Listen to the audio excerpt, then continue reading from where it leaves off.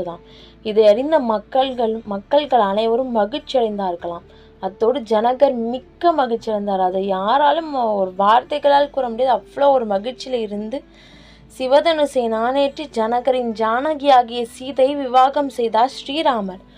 அவருடன் அவருடைய சகோதரர்களுக்கும் விவாகம் நடந்தது. இலக்குவனுக்கு ஊர்மிளை, பரதனுக்கு மாண்டவி, சத்ருகனுக்கு சதுர்கீர்த்தி என விவாகம் நடந்தது. இதை அறிந்த எல்லையில்லா மகிழ்ச்சியில் தசரதர் ராமருக்கு முடிசூட்ட திட்டமிட்டாராம். ஆனால் கைகேயியோ தசரதரிடமிருந்து முன்பே பெற்ற வரத்தை பயன்படுத்தி ராமனை 14 ஆண்டுகள் வனவாசம் அனுப்பிவிட்டார்.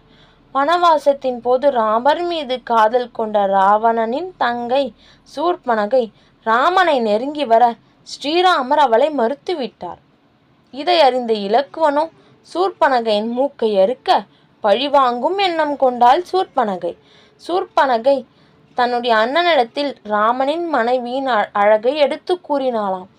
இதனால் மனம் பேதலித்த ராவணனும் சீதையை கடத்தி அசோகவனத்தில் அடைத்தான். சீதையை கடத்தி செல்வதை பார்த்த ஜடாயு கழுகு ராவணனுடன் சண்டையிட்டு இறக்கும் தருவாயில் இருந்ததாம்.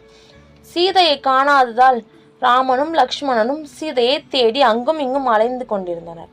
அப்போது ஜடாயு கழுகை கண்டபோது இறக்கும் தருவாயில் இருந்த ஜடாயு கழுகு சீதையை ராவணன் அழைத்து சென்றான் என்று கூறி உயிர் விட்டதாம். ராமன் சீதையை மீட்க சுக்ரீவனின் உதவியை நாடினார். சுக்ரீவர் வானர சேனையுடன் அனுமனை அனுப்பி 4 திசைகளும் சீதையை தேட ஆணையிட்டாராம்.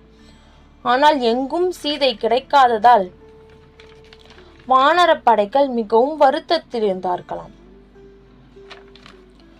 அங்கு ஜடாயுவின் அண்ணன் சம்பாதியை கண்டிருக்கிறார்கள்.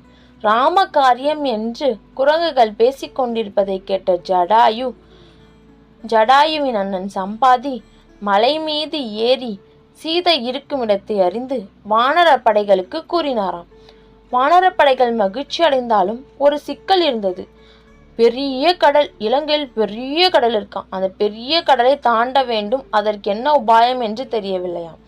வானரங்கள் கவலையில் மூழ்கினார்கள். அப்போது குறுக்கிட்ட ஜாம்பவான் அதற்கு தகுதியான நபர் ஒருவர் இருக்கிறார் என்று அனுமனை பார்த்தார். ஆனால் அனுமன் அமைதியாக இருந்தாராம்.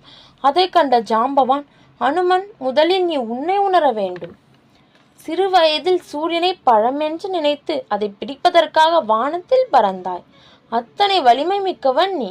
உனக்கு எந்த ஆயுதங்களாலும் அழிவில்லை அனுமான். மரணமும் நீ வேண்டும் போதுதான் வரும். அதுவரையில் உன்னை அணுகாது.